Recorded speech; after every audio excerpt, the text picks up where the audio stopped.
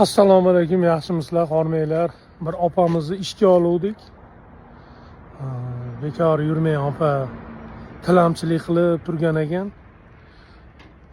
Oyoq qo'lingiz butun ekan deb ishga oluvdik. Shu shipirib, tozalab mahallani pulini beradigan bo'ldik. Kiyimlarini berdik, issiq joy qilib berdik. Qilib bersak, bugun ertalabda yo'q. Men unaqangi qiyinchilik ishlarni qilolmayman. Meni zotim toza, oqsuvayman. Voy, men bunaqangi narsalarni qilolmayman menchi. Meni unaqa pastga urmayman, deyodi.